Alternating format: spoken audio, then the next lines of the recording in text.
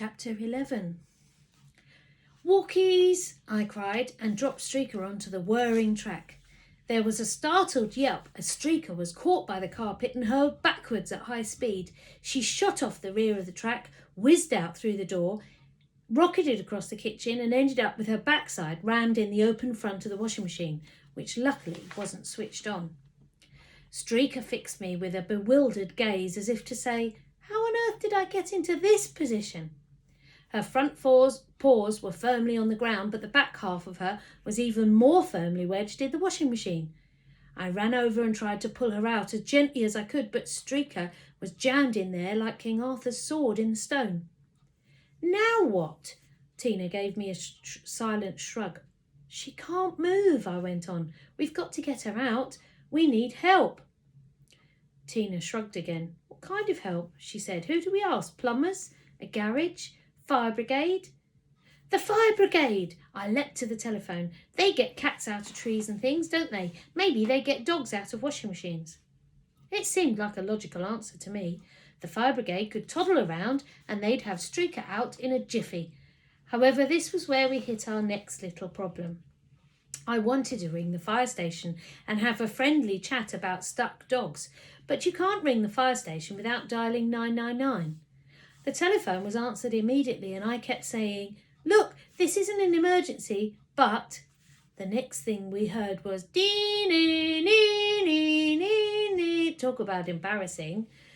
2 fire engines screeched to a halt outside, and moments later the house was full of firemen racing around uncoiling hoses and dashing upstairs waving axes, ready to break down any doors. "Where's the fire, lad?" asked the chief fire officer. It's not exactly a fire," I murmured. "It's more like a dog stuck in a washing machine." And I pointed to Streaker.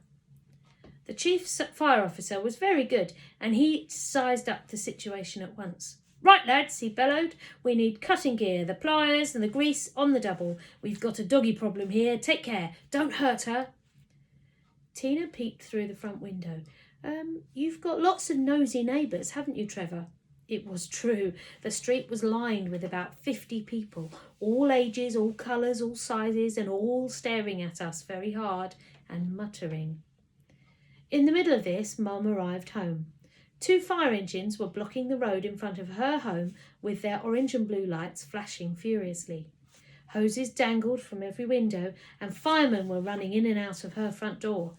She came rushing in, making even more noise than the fire sirens. "Where's the fire? My house is going up in flames. Is everyone safe?" The chief fire officer tried to calm her down and helped her into an armchair. "Don't worry, ma'am. There's no fire, but your dog's stuck in the washing machine." "Streaker!" cried Mum and leapt up at once. "She's being tumble-washed. She'll drown. Oh, the poor dog, get her out." "It's all right," explained the chief fire officer, calming her down again. "She's going to be fine. The machine isn't on. She just has a stuck bottom. It won't take long." At that moment, one of the firemen shouted out, "She's out, Chief. No problem." And Streaker went whizzing around everyone, barking with delight, jumping up and trying to lick their faces, and generally looking remarkably cheerful and unhurt by her little adventure. The firemen all had a good laugh about it, and Streaker probably got more pats than she'd ever had since she was born. Mum made them all a cup of tea. After that, they climbed back into their glorious machines and tootled back to the station.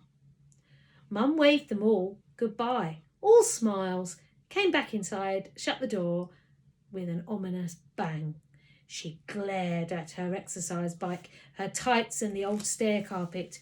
I could tell she knew there was a connection between this weird contraption in the front room and Streaker getting jammed in the washing machine. "Right then," she hissed. "Let's hear it, Trevor, and it had better be good." My heart sank rather like the Titanic, only a lot faster with no survivors. "It was my idea, Mrs. Larkey," said Tina, looking Mum straight in the eyes. "Really?" Mum sounded as surprised as I was. What was Tina up to? I knew better than to own up at this point. It was best to let Tina get on with it. "I suggested we build a dog exercising machine." Mum glared at the stair carpet. "A dog exercising machine," she repeated. "Using my best tights, I see." Tina nodded. I pedalled a bit too fast and Streaker fell off and got stuck. We couldn't get her out, I butted in. We were worried about her, so we called the fire brigade, Mum finished off for us. For several moments she just stared at the contraption we'd built. She took a deep, deep breath and sighed. I think you have both been very silly. Still, at least it wasn't the police this time. Now clear up and get my exercise bike put back the right way. You owe me a pair of tights, Trevor Larky. She went huffing off upstairs to get changed. I looked at Tina with relief. Phew, that was close. Why did you tell her it was your idea? She gave a little shrug. How many friends have you got? She asked. I was a bit taken aback. Friends? I don't know. I've never counted. Not all that many, I suppose. How many? She insisted. I thought for a few moments. Well, I know quite a few people, I stalled. I didn't want to say any more. It was too embarrassing. Tina folded her arms. I could feel her eyes drilling into me. I don't mean how many people you know. They don't count. How many friends? Boys or girls? I asked, still stalling as much as possible. Either. Both, Tina answered. My face was burning. It must have been bright red. One, I admitted. Me? asked Tina. Of course, I snapped. She gave me a quick sideways glance. That's all right then, she said quietly. What was all right? What was she going on about? Anyhow, parents are never so cross with other people's children, she continued matter-of-factly. It's something I've noticed. Your mum would have gone shouting on at you for ages if she thought it was your idea. As soon as I said it was mine, she calmed down and she went away. I sat there stunned. Why had I never noticed things like that? I think it's because Tina's a girl. Girls notice things like that. Well, that's what I think anyway, and it's the only explanation I can think of. Mind you, I was just about to be more stunned than that at any time in my life, before or since.